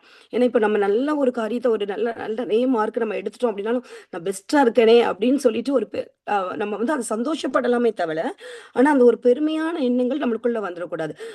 அந்த காரியங்கள கொஞ்சம் பிசாசன் அப்படிதான் பண்ணுவான். அவன் எப்படின்னா ரொம்ப வந்து நான் ஒரு அ முன்னால வந்து ஒரு பயங்கரமான ஒரு காரியத்தெல்லாம் காட்ட மாட்டான்.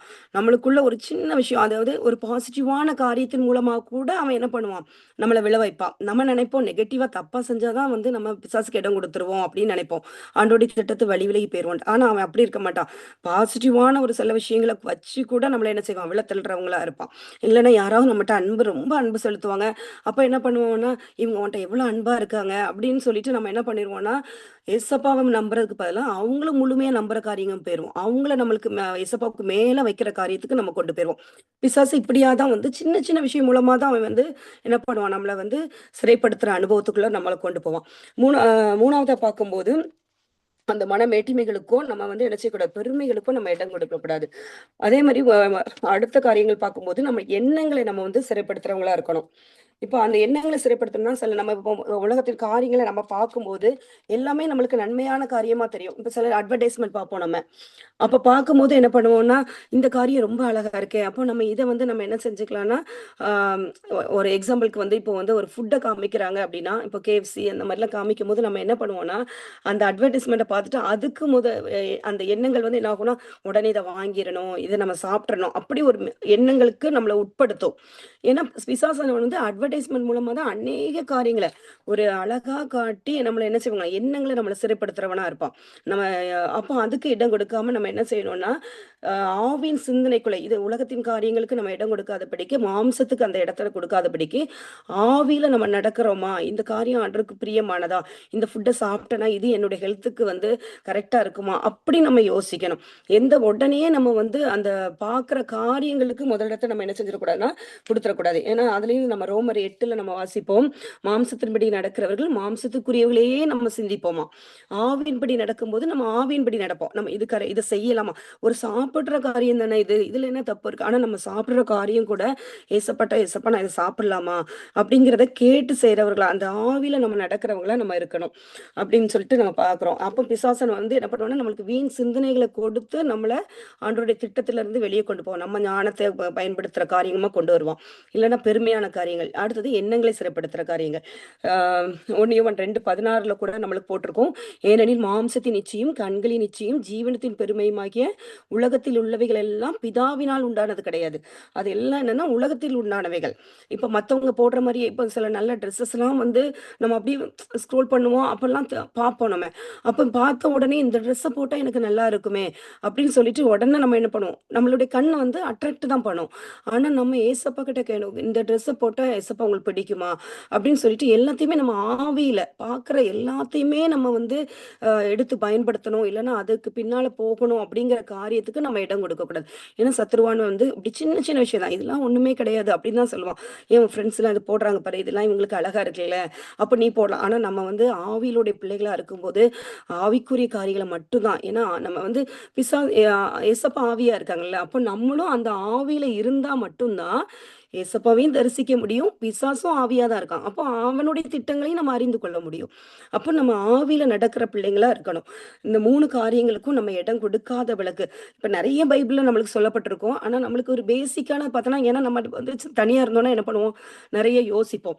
வீணான சிந்தனைகளுக்கு இடம் கொடுப்போம். அதுக்கப்புறம் ஒரு பார்த்த உடனே இத செய்யலாமா? அப்படின்னு தோணும். இந்த மாரி இது வந்து நம்ம டெய்லி நடக்கிற காரியங்கள வச்சு நான் அந்த 3 காரியத்த நான் சொல்றேன். மத்தபடி நம்ம நெறைய பைபிள் பைபிள்ல அநேக காரியங்கள் கொடுத்தாலும் ஒரு பேசிக்கான உள்ளது நம்ம இந்த வீண் சிந்தனைகளுக்கு என்னைக்குமே என்ன செய்யக்கூடாது, இடம் கொடுக்கக்கூடாது. நம்ம உலகத்தின் ஞானத்துக்கு இடம் கொடுக்காதபடிக்கு ஏசப்பாவுடைய வார்த்தைகளுக்கு தான் நம்ம இடம் கொடுக்கணும். நம்ம தனி சிந்தனையும் நம்முடைய தனி எண்ணத்துக்கும் என்னைக்குமே இடம் கொடுக்க ஏசப்பா கீழ்ப்படி சொல்லிட்டாங்கன்னா அப்படியே கீழ்ப்படியணும். அதுக்கப்புறமே ஏன் இதை செஞ்சுட்டா என்ன, இதை செய்யலாமே, இது நல்லா தானே வரும், நான் இந்த வேலையில ஜாயின் பண்ணிட்டா எனக்கு பெஸ்டா தானே இருக்கும், இப்படி அநேக காரியங்களும் அவன் கொண்டு வருவான் எண்ணங்களை. அப்போ அதுக்கு நம்ம இடம் கொடுக்க கூடாது. மேட்டிமையான எண்ணங்களுக்கு இடம் கொடுக்க கூடாது. நம்ம எண்ணங்களை வந்து நம்ம சரிப்படுத்துறவங்களா இருக்கணும். நம்ம ஆவியின் சிந்தனைக்குள்ள நடக்கிறவங்களா நம்ம இருக்கணும்.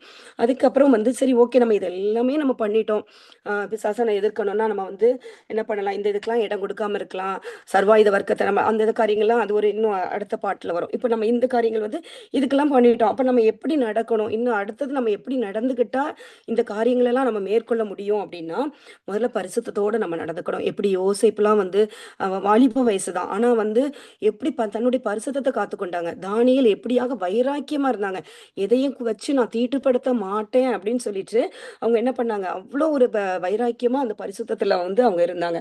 அப்போ அப்படி இருக்கும் நம்ம ரோமர் 12:12 நம்ம வாசிக்கிறோம், அப்படி இருக்க சகோதரரை நீங்கள் உங்கள் சரீரங்களை பரிசுத்தமும் தேவனுக்கு பிரியமான ஜீவ பலியாய் நம்ம ஒப்பு கொடுக்கணும். நம்மளுடைய பரிசுத்தத்தை வந்து ஏன்னா ஏசப்ப பரிசுத்தரா இருக்கிறது போல நம்மளும் பரிசுத்தமா இருந்தா மட்டும்தான் தேவனை நம்ம தரிசிக்க முடியும். அப்போ அந்த காரியத்துல நம்ம ரொம்ப கவனமா இருக்கணும். ஒவ்வொரு நாளும் ஏசப்பா நான் பரிசுத்தத்துல வாழணும். நம்ம காலையில எழுமணும். ஏன்னா நம்ம வந்து மாம்சத்துல இருக்கிறதுனால நம்ம விழுறவங்க தான். நம்ம மாம்சியம் வந்து பலவீனம் உள்ளதுதான், ஆவியோ உற்சாகம் உள்ளது அப்படின்னு சொல்லிட்டு நம்ம வாசிக்கிறோம். ஏன்னா இப்போ வரைக்கும் நாங்க இப்ப இந்த ஏஜ் வந்துட்டோம்னா நாங்க எல்லாத்துலயுமே வந்து விழாம வந்துட்டு இருக்கோமா அப்படின்னா நம்மளுக்கும் எங்களுக்கும் சோர்வுகள் வரும், எல்லாமே வரும். ஆனாலும் நம்ம ஒவ்வொரு அந்த கொஞ்ச நேரம் தான் அந்த சோர்வு இடம் கொடுக்கணும்னா அடுத்த உடனே கர்த்தருடைய வார்த்தைகள் வரும்போது நம்ம எழும்புறோம். அப்போ எதுக்கு அது எப்படி நம்ம வர்றோம் அப்படின்னா, உலகத்துக்குரிய மாம்ச இச்சைகளுக்கு நம்ம இடம் கொடுக்காம ஆவிக்குரியதுக்கு இடம் கொடுக்கறதுனாலயும் ஆண்டவருடைய வார்த்தைகளுக்கு இடம் கொடுக்கறதுனால தான் மறுபடியும் நம்ம விழாம ஆவியானவர் அழகா நடத்திட்டு போறாங்க. ஏன்னா நம்ம முதலே பார்த்தோம்ல, உலகத்துல உங்களுக்கு உபத்திரம் உண்டு, ஆனாலும் நான் என்ன செய்யுங்க உங்களோடு கூட இருப்பேன், நான் உலகத்தை ஜெயிச்சேன்னு சொல்லிட்டு. அதனால ஒவ்வொரு நாளும் ஜெயிக்கிற அனுபவம் தான். ஒவ்வொரு நாளும் நம்ம வந்து என்ன சொல்றோம், ஆவிக்குரிய போராட்டத்துல நம்ம இருந்துகிட்டே தான் இருக்கணும். நம்ம ஆண்டோட சித்தத்தை செய்யணும், நம்மளுக்குன்னு ஒரு ப்ளூ பிரிண்ட் வச்சிருக்காங்க அப்படின்னா அந்த ப்ளூ பிரிண்ட் வந்து ஆண்டவர் செய்து முடிக்கிற வரைக்கும் நம்ம வந்து ஆவியில நடத்தப்படுறவங்களா தான் இருக்கணும். அப்போ நம்ம பரிசுத்தத்தை முதல்ல காத்துக்கொள்ளணும். ஏன்னா வந்து எப்படியாக யோசேப்பு பரிசுத்தத்தை காத்துக்கொண்டாங்கல்ல அதே மாதிரி அப்போ தேவனுடைய இறக்க நான் வேண்டிக் கொள்கிறேன்னு சொல்லிட்டு அதுல போட்டிருக்கோம். அப்படி இருக்க அப்ப நம்ம வந்து சரீரங்களை பரிசுத்தமும் தேவனுக்கு பிரியமான ஜீவ பலியா ஒப்பு கொடுக்கணும். அப்ப வாலி பிள்ளைங்க நீங்க இருக்கீங்க அப்படின்னா ஒவ்வொரு நாளும் அந்த பரிசுத்தத்துக்கு நம்ம ஒப்பு கொடுக்கணும். இந்த பிரபஞ்சத்திற்கு ஒத்த நம்ம வேஷம் தரிக்காதபடிக்கு தேவனுடைய நன்மையும் பிரியமும் பரிபூரணமுமான சித்தம் என்னதென்று பகுத்தறியத்தக்கதாக உங்கள் மனது புதிதாகிறதுனாலே நாங்க மறுரூபமாகுங்கள் அப்படின்னு சொல்லிட்டு வாசிக்கிறோம் நம்ம. அப்ப இந்த பிரபஞ்சத்திற்கு நம்ம ஒத்த வேஷமே என்ன செய்யக்கூடாது, தரிக்க கூடாது. ஆனா ஒரு இதெல்லாம் வந்து ஒரு ஜாலியாக தான் நம்ம எசப்பாவுக்குள்ள நடக்கிறத அனுபவமே வந்து வந்து ஒரு சந்தோஷமான அனுபவமா தான் இருக்கும். ஐயோ நம்ம வந்து ஆஹ் ஆண்டவருக்குள்ள நம்ம வந்துட்டோம்னா நம்மளுடைய லைஃப் வந்து ஒரு மாதிரி ஸ்ட்ரிக்டா என்ன சொல்றது, அந்த இதுலலாம் இருக்கும்ல அந்த மிலிட்ரியிலலாம் இருக்கிற மாதிரி நம்ம இருக்குமா அப்படின்னா அப்படிலாம் இருக்காது. நம்ம ஆண்டவருடைய அந்த அன்பை ருசிக்க ருசிக்க நம்மளுடைய லைஃப் வந்து எப்படி இருக்கும்னா ரொம்ப சந்தோஷமா அந்த மாதிரி காரியமா தான் இருக்கும். அப்ப நம்ம பரிசுத்தமா நடக்கும்போது கூட நம்மளுக்குள்ள ஒரு சந்தோஷம் ஒரு சமாதானம் தான் இருக்கும். நான் வந்து இந்த தப்ப நான் பண்ணல. அந்த எப்படின்னா நம்ம வந்து ஒரு நிரந்தரமான ஒரு சமாதானத்த ஆண்டவர் குடுப்பாங்க. அப்ப நம்ம பரிசுத்தமா வாழணும். பரிசுத்தமா வாழும்போது பிசாசுன்னு நினைச்ச முடியாது. வந்து நம்மள வந்து தொடக்கூட முடியாது. ஏன்னா இல்லன்னா பிசாசுன்னு என்ன சொல்லுவான்னா, நான் உன்னையும் அறிவேன், நீ எப்படிப்பட்டவன்னு எனக்கு தெரியும் அப்படின்னு சொல்லிட்டே நம்மட்ட என்ன செய்வான், கொஸ்டின் கேட்பான். ஆனா நம்ம வந்து பரிசுத்தத்தை காத்துக்கொள்ளும்போது நம்ம ஆண்டோடைய பிள்ளைங்களா இருக்கும்போது நம்ம சொல்லணும், நான் என் ஆண்டோடைய பிள்ளை, நான் என்னை வந்து நீ என்ன செய்ய முடியாது, தொட முடியாது, நான் பரிசுத்தமா இருக்கேன். அந்த ஒரு இது நம்மளுக்குள்ள அது ஒரு பெரிய ஒரு நிச்சயமா இருக்கும். அதே மாதிரி நம்ம ஞானத்தோடு நடக்கிறவங்களா இருக்கணும். ஒவ்வொரு நாளுமே அந்த ஏசப்பா கிட்ட ஞானத்தை கேட்கணும். எப்படியாக நான் நடக்கணும் ஏசப்பா, ஏன்னா நம்மளுக்கு எல்லாமே நன்மையா தெரியும். இந்த காரியத்தை நம்ம செய்யலாங்கும்போது இதை செய்யலாமே, இல்லைன்னா இவன் வந்து ஒரு எக்ஸாம்பிளுக்கு கூட வந்து ஃப்ரெண்ட்ஸ் கூப்பிடுவாங்க, நீ நம்ம வெளியே போயிட்டு வரலாம் அப்படிங்கும்போது நம்ம வந்து உடனே நம்ம அவங்களுக்கு வந்து ரெஸ்பான்ஸ் பண்ணக்கூடாது. முதல்ல நம்ம அமைதியா இருந்து ஆவியில நம்ம வந்து அதை உணரணும். ஏசப்பா வந்து அதை விரும்புவாங்களா, அந்த இடத்துக்கு போனா என்ன நடக்கும், சத்துரு என்ன காரியங்களை வச்சிருப்பாங்கிறத அந்த ஞானம், பரலோகத்தின் ஞானத்தை நம்ம வந்து ஞானத்தின்படி நடந்து கொள்கிறவளா இருக்கணும் நம்ம. ஏன்னா யாக்கோபு 3:17 நம்ம வாசிக்கிறோம், பரத்திலிருந்து வருகிற ஞானமும் முதலாவது சுத்தம் உள்ளதாயும் பின்பு சமாதானமும் சாந்தமும் இணக்கமுள்ளதாயும் இரக்கத்தாலும் நற்கனிகளாலும் நிறைந்ததாயும் பட்சபாதம் இல்லாததாயும் மாயமற்றதாயும் இருக்க கடவுது அப்படின்னு சொல்லிட்டு. அப்ப நம்ம வந்து ஞானமா நடக்கணும், எப்பவுமே வந்து ஞானமா நடக்கிறதுக்கு இருக்கணும். அதே மாதிரி எப்பவுமே நம்ம வந்து சந்தோஷமா இருக்கணும். சாந்த குணம் வந்து நம்மளுக்குள்ள இருக்கணும். நம்ம ஆண்டோடைய அந்த முதலே பார்த்தோம், இயேசுப்பாவுடைய குணங்கள் நம்மளுக்குள்ள இருக்கணும். நம்ம எதை கவலைக்கெல்லாம் இடம் கொடுக்காதபடிக்கு ஒவ்வொரு நாளும் ஸ்தோத்திரத்தினாலும் நம்ம என்ன செய்யணும், ஜெபத்தினாலும் நம்மளுடைய வேண்டுதல்களை தேவனுக்கு தெரியப்படுத்துங்கள் இருக்கும். அப்ப நம்மளுடைய வாயில எப்பவுமே ஒரு ஸ்தோத்திரம், துதி, ஆராதனை நம்ம வாயில இருக்கும் பொழுது நம்ம எப்படி இருப்போம் அப்படின்னா பிசாசை எதிர்த்து நிக்கிறவங்கள நம்ம இருப்போம். அதே மாதிரி நம்மளுக்கு கடைசியா நம்ம வந்து ஒரு வசனம் வந்து ரொம்ப நல்லா இருக்கும். அந்த வசனம் பிலிப்பியர் 4:8 சொல்லப்பட்டிருக்கும். கடைசியாக சகோதரரே, உண்மையுள்ளவைகள் எவைகளோ, ஒழுக்கமுள்ளவைகள் எவைகளோ, நீதி உள்ளவைகள் எவைகளோ, கற்புள்ளவைகள் எவைகளோ, அன்புள்ளவைகள் எவைகளோ, நற்கீர்த்தி உள்ளவைகள் எவைகளோ, புண்ணியம் எதுவோ, புகழ் எதுவோ அதை சிந்தித்துக் கொண்டு. அப்ப நம்ம ஒவ்வொரு நாளும் இதை நினைச்சு சிந்திச்சு கொண்டிருக்கும் போது நம்ம வந்து என்ன செய்யலாம், ஒரு ஜெயமான வாழ்க்கையை நம்ம வாழ முடியும். இதெல்லாம் செய்யறதுக்கு வந்து அடுத்தது வந்து ஏசப்பாவுக்கு மேல நம்ம விசுவாசத்தை அதிகமா நம்ம வைக்கணும். ஏசப்பா மேல இன்னும் அதிகமா, ஏன்னா ஏசப்பா எதுக்கு நம்மளுக்கு வந்தாங்க, இந்த உலகத்துக்கு எதுக்கு வந்தாங்க அப்படிங்கிற காரியம் நம்மளுக்கு மேன்மையா இருக்கணும். ஏசப்பா வந்து என்னன்னு வந்துன்னா, ஏசப்பா வந்து ரொம்ப நல்லவங்க. அவங்க வந்து இந்த உலகத்துல நம்ம பார்க்கும் பொழுது யார் ரொம்ப நல்லவங்களா இருப்பாங்க அப்படின்னா ஏசப்பா மட்டும்தான். அவர் தான் எல்லா இடத்துலயும். ஏன்னா நிறைய பேர் நல்லவங்க மாதிரி நம்மளுக்கு இருக்கலாம். ஏன் நம்ம சில நேரங்கள்ல வந்து ஹஸ்பண்ட் அண்ட் ஒய்ஃப் உறவுல கூட, இல்லைன்னா ஃப்ரெண்ட்ஸ் இதுல கூட நம்ம நினைப்போம், இவங்க ரொம்ப நல்லவங்க, நம்ம எனக்கு ஏற்ற மாதிரியே இருப்பாங்க அப்படிங்கிற மாதிரிலாம் நினைப்போம். ஆனா எல்லா இடத்துலயும் அவங்களால இருக்க முடியுமா? இருக்க முடியாது. ஆனா நம்ம ஏசப்பா எப்படி இருப்பாங்கன்னா ரொம்ப ரொம்ப நல்லவங்களா இருப்பாங்க. ஏசப்பா வந்து ரொம்ப நன்மை செய்கிறவரா தான் இருப்பாங்க. அதே மாதிரி அவருடைய யோசனையில் பெரியவங்கள, நம்மளுக்கு என்ன செய்யணுங்கிறது அவர் அவ்வளோ யோசனை பெரியவரா இருந்து நம்மளை வழி நடத்துறாங்க. அப்ப வந்து நம்ம ஏசப்பா வந்து ரொம்ப ரொம்ப நல்லவங்க அப்படிங்கிறத அந்த விசுவாசிக்கிற அந்த அனுபவம், அந்த அதை வந்து ஒவ்வொரு நாளும் பிராக்டிஸ் பண்ற அனுபவம் நம்மளுக்குள்ள இருக்கணும். அப்ப நம்ம வந்து எப்படி ருசி பார்க்கணும், அந்த சங்கீதத்துல வந்து நம்மளுக்கு சொல்லப்பட்டிருக்கும், கர்த்தர் நல்லவர் என்பதை ருசித்து பாருங்கள், அவர் மேல் நம்பிக்கையா இருக்கிற மனுஷன் பாக்கியம். அப்போ ஒவ்வொரு நாளும் நம்மள அவரை ருசித்து ருசித்து நம்ம பார்க்கும்போது நம்மளுக்கு எந்த காரியமும், நம்மளுக்கு கவலையான காரியங்களோ இல்லைன்னா சோர்ந்து போற காரியங்களோ நம்மளுக்குள்ள இருக்காது. ஏசப்பா எப்படிப்பட்டவங்க அப்படிங்கிற அறிந்து கொள்ள. ஏசப்பா 3 காரியம் நம்ம வந்து பார்க்கும்போது எதுக்கு ஏசப்பா வந்தாங்க அப்படின்னா, முதல்ல நம்மளை எதுக்காக, அவங்க தேவாதி தேவன், அவர் வந்து குமாரனா இருந்தாலும், தேவகுமாரனா இருந்தாலும் ஏழை உருவெடுத்து வந்தாங்க. அப்போ எதுக்காக வந்தாங்கன்னா, நம்ம பாவிகளா நம்ம இருக்கிறோம், அவங்கள வந்து மனம் திரும்பணும்னு அழைக்கிறதுக்காக அந்த அவருடைய அந்த மேன்மையான இடத்தை விட்டுட்டு நம்மளுக்காக வந்திருக்காங்க. அப்போ அதை ஒவ்வொரு நாளும் நம்ம வந்து நினைக்கிறவங்களா இருக்கணும். பாவிகளுக்காக தான் வந்து நான் ஒரு பாவியா இருக்கிறேன் அப்படின்னா எனக்காக தான் வந்து எசப்பா வந்தாங்க அப்படிங்கறது. ஏன்னா அவர் நல்லவரா நன்மை செய்யறவரா இருக்கிறாங்க, ஏன்னா வந்து என்னுடைய அவருடைய திட்டத்தின்படி நடத்துவாங்க அப்படிங்கிற அந்த ஒரு இதோட நம்ம இருக்கணும். அதுக்கப்புறம் வந்து அவருடைய மீட் மூணா ரெண்டு ஃபர்ஸ்ட் வந்து பாவிகளை மனம் திரும்ப அழைக்க வந்தாங்க. ரெண்டாவது என்ன பார்க்கும்போது அவருடைய உயிரை கொடுத்து நம்மளை மீட்பு பொருளாக்குறாங்க. மார்க் 10:15 நம்ம வாசிக்கிறோம், அப்படியே மனுஷகுமாரனும் ஊழியம் கொள்ளும்படிக்கு வராமல் ஊழியம் செய்யவும் அநேகரை மீட்கும் பொருளாக ஜீவனை கொடுக்க வந்தாங்க. அப்புறம் நம்மளை வந்து மீட்கணும், ஒரு பாவத்துல இருந்து அவங்களை மீட்கணும் அப்படிங்கிறதுக்காக, நம்மளை ரட்சிக்கணும் அப்படிங்கிறதுக்காக தான் அவரை உயிரை கொடுக்கறதுக்காக எசப்பா வந்தாங்க அப்படிங்கிறத நம்ம வந்து அந்த சிலுவையின் பாடுகளை நம்ம ஒவ்வொருத்தரும் நினைக்கிறவங்களா இருக்கணும். பாவிகளை மனம் திரும்புறதுக்கு தான் ஏசப்பா வந்தாங்க, நித்திய ஜீவனை கொடுக்கறதுக்கு வந்தாங்க. அப்போ ஏசப்பா வந்து எவ்வளவு நல்லவங்களா இருக்காங்க அப்படிங்கிறத நம்ம ஒவ்வொரு நாளும் அவர் எப்படிப்பட்டவர், நன்மை அந்த நம்மளுக்கு பைபிள்ல பார்க்கும்போது அநேக அற்புத அடையாளங்களை செஞ்சாங்க. நல்லவரா இருந்தாங்க ஏசப்பா, மனதுருக்கம் உள்ளவங்களா இருந்தாங்க, இரக்கம் உள்ளவங்களா இருந்தாங்க அப்படின்னு ஒவ்வொரு நாளும் ஏசப்பா எப்படிப்பட்டவங்கிறத அந்த அடையாளத்தையும் நம்ம வந்து ஒவ்வொரு நாளும் என்ன செய்யணும், ஏசப்பாவை பத்தி நம்ம வந்து ருசித்து பார்த்து கொண்டே இருக்கணும். இப்ப நம்ம வந்து ஒரு ஆப்பிள் இருக்கு, அதை சாப்பிடுறோம் அப்படின்னா நான் சாப்பிட்டேன்னா எனக்கு தான் வந்து அந்த ருசியின் அனுபவம் தெரியும். அப்புறம் நம்ம ஒவ்வொரு நாளும் என்ன செய்யணும்னா ஏசப்பா நம்ம ருசிக்கிறவங்களா இருக்கணும். அந்த ஒவ்வொரு நாளும் அந்த விழிப்புணர்வோட நம்ம இருக்கணும். அந்த அலர்ட்னஸ் நம்மளுக்குள்ள இருந்துகிட்டே இருக்கணும். யாரு வந்து நம்மளை வந்து புரிஞ்சு கொள்ளாம இருந்தாலும் சரி, ஏசப்பா என்ன புரிஞ்சு கொள்றாங்க, எனக்கு நல்லவங்களா இருக்கிறாங்க, எனக்கு நன்மையானதை செய்வாங்க, இந்த பாடுகள்ல இருந்து என்ன வெளியே கொண்டு வருவாங்க, என்னுடைய சில தப்புகளை பண்ணிட்டா கூட அதை மன்னிக்கிறதுக்கு தகை தயப்படுத்தவங்களா இருக்கிறாங்க அப்படிங்கிற ஒவ்வொரு காரியத்தையும் நம்ம கொண்டு வரணும். ஏசப்பா நம்மள வந்து பாவிகளா இருக்கோம்னு சொல்லிட்டு நம்மள புறம்பே தள்ளவே மாட்டாங்க. நம்மள மறுபடி திருப்பி எழுப்பி நம்மள என்ன செய்வாங்க, நிலைநிறுத்துறவங்களா இருப்பாங்க. அப்படி ஒவ்வொரு நாளும் ஏசப்பாவ பத்தியே நம்ம வந்து எப்படிப்பட்டவங்கங்கிற அந்த அறிவோட, விழிப்புணர்வோட நம்ம இருக்கணும். அவர பத்தி வந்து அறிஞ்சு கொள்ளுகிற அந்த இது நம்மளுக்கு இருந்துகிட்டே இருக்கணும். ஏன்னா, அவருடைய பிள்ளைகளுக்கு வந்து அவர் எப்பவுமே தீமை செய்யவே மாட்டாங்க அப்படிங்கிற அந்த ஒவ்வொரு நாளும் அந்த அறிக்கை பண்ணுகிற அனுபவமும் நம்மளுக்குள்ள என்ன செய்யணும்னா, இருந்துகிட்டே இருக்கணும். அதே மாரி ஒவ்வொரு நாளும் ஏசப்பாவுடைய அன்ப நம்ம ருசிக்கணும். 2வது பார்த்தா சிலுவை பாடுகள ஒவ்வொரு நாளும் நம்ம வந்து என்ன செய்யணும்னா, தியானிச்சுக்கிட்டே இருக்கணும். ஏசப்பா என்னுடைய பாவத்துக்காக நீங்க அடிக்கப்பட்டீங்க. எனக்காக நொறுக்கப்பட்டீங்க. எனக்கு எனக்கு என்னுடைய பாவம், சாபமான காரியங்கள் எல்லாவற்றையும் நீங்க வந்து சிலுவையில சுமந்து தீர்த்துட்டீங்கன்னு சொல்லிட்டு, ஒவ்வொரு நாளும் நம்ம அதிகாலையில எழும்பி, ஏசப்பா நல்லவர்ங்கிறதையும் நம்ம உணர்ந்து கொள்ளணும். அதே மாரி சிலுவை பாடுகளையும் நம்ம வந்து ஒவ்வொரு நாளும் தியானிக்கும் பொழுது, நம்ம ஒவ்வொரு காரியத்தையும் நம்ம மேற்கொண்டு வருகிறவங்களா இருப்போம் நம்ம. இயேசப்பாவுடைய திட்டத்தின்படி நம்ம வழி நடக்கிறவங்களா நம்ம இருப்போம். அதனால ஒவ்வொரு நாளும் நம்ம என்ன செய்யணும்னா, ஏசப்பாவுடைய அன்ப நம்ம ருசி பார்க்கணும். கர்த்தர் நல்லவர் என்பதை ருசித்து பாருங்கள் அப்படின்னு சொல்லி ஏசப்பா சொல்லியிருக்காங்க. அப்போ ஒவ்வொரு நாளும் நம்ம ருசித்து பார்க்கிறவங்களா இருக்கணும். பிதா எப்படி நம்ம மேல அன்பு கூர்ந்ததுனால ஏசப்பாவ குடுக்குறாங்க. அப்போ ஏசப்பா வந்து நம்ம மேல அன்பு கூர்றாங்க. அப்போ இந்த காரியங்கள வந்து ஒவ்வொரு நாளுமே நம்ம நினைக்கணும்.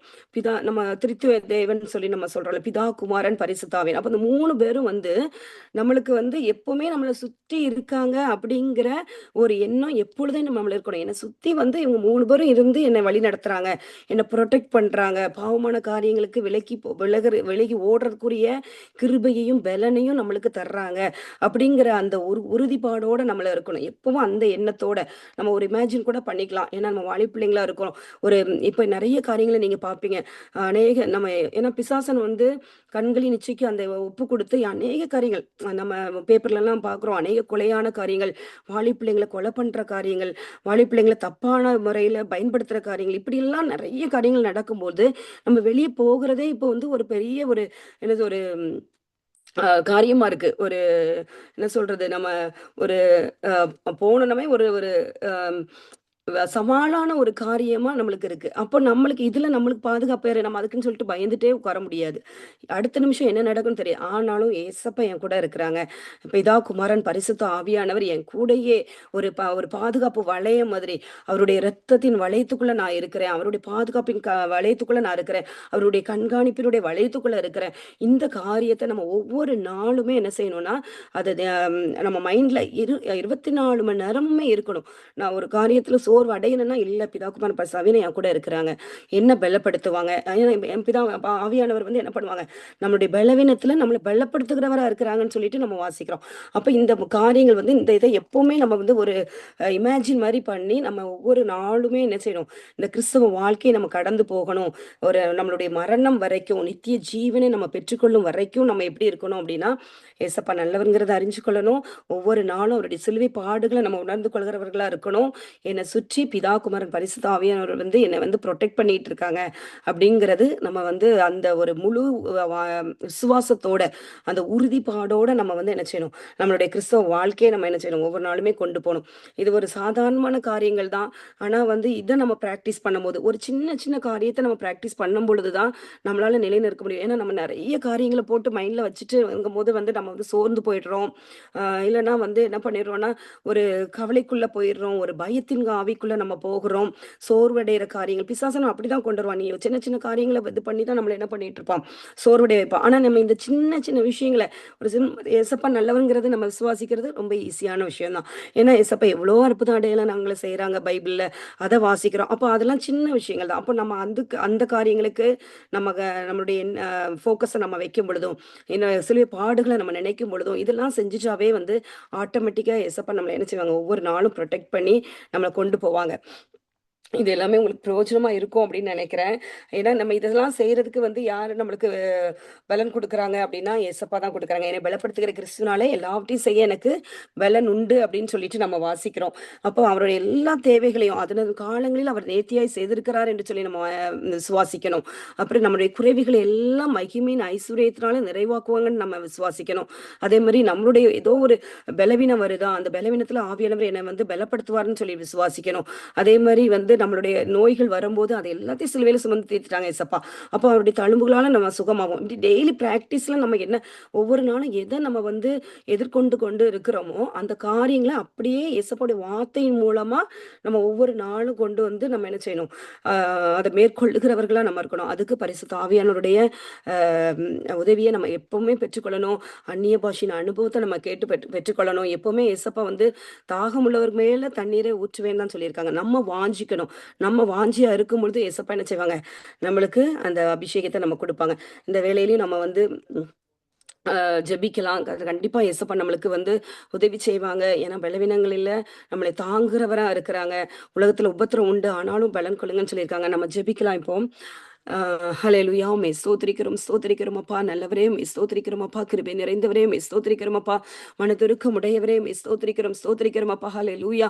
அப்பா ஆண்டவரே, அநேக காரியங்களை ஆண்டவரே அப்பா ஆண்டவரே ஸ்தோத்திரிக்கிறோம். நாங்கள் சிறு வயது முதல்ல ஆண்டவரே கேட்டு அதன்படி நாங்கள் ஆண்டவரே அப்பா ஹல்லேலூயா அப்பா ஆண்டவரே கடைப்பிடித்து வந்தாலும் பிசாசனோட அநேக காரியங்களை கொண்டு வந்த ஆண்டவரே அப்பா ஆண்டவரே ஸ்தோத்திரிக்கிறோம் அப்பா. ஹல்லேலூயா அப்பா. வஞ்சிக்கிறவனாக அமேன் ஆண்டவரே, தந்திரம் உள்ளவனாக அப்பா எங்களை வழிவிலக பண்ணுகிற காரியங்களையும் ஆண்டவரே இந்த உலகத்தின் மூலமாக அப்பா கண்களின் இச்சையின் மூலமாக, மாம்சத்தின் இச்சையின் மூலமாக, ஜீவனத்தின் பெருமையின் மூலமாக அப்பா கொண்டு வருகிற காரியங்களை நாங்க பார்க்கிறோம் ஆண்டவரே அப்பா. ஹல்லேலூயா. உம்மை ஸ்தோத்திரிக்கிறோம் ஸ்தோத்திரிக்கிறோம் அப்பா. இந்த நேரத்திலேயும் ஆண்டவரே அப்பா ஆண்டவரே நாங்க ஒரு சிறு கூட்டமாக இருந்தாலும் ஆண்டவரே அப்பா மறுபடியுமாக ஆண்டவரே ஸ்தோத்திரிக்கிறோம் ஸ்தோத்திரிக்கிறோம் அப்பா. எங்களுக்கு அநேக காரியங்களை நீங்க தெரியப்படுத்துனீங்க ஆண்டவரே அப்பா. நீங்க நல்லவங்கன்னு சொல்லி நாங்க ருசி பார்க்கணும் ஒவ்வொரு நாளும் அப்பா. நீங்க செய்த அற்புதங்களையும் அடையாளங்களையும் அப்பா, நீங்க எப்படிப்பட்டவர் என்கிற அந்த ஆண்டவரே அப்பா ஹல்லேலூயா ஆண்டவரே அப்பா, அந்த அறிந்து கொள்ளுகிற அந்த தேவனை அறிகிற அறிவுல அப்பா நாங்க வளர்ந்து பெருகத்தக்கதான ஒரு கிருபைய அப்பா இந்த வேலையில நீங்க கொடுக்கும்படியாய் ஜெபிக்கிறோம் அப்பா. ஹல்லேலூயா. உம்மை ஸ்தோத்திரிக்கிறோம் ஸ்தோத்திரிக்கிறோம் அப்பா.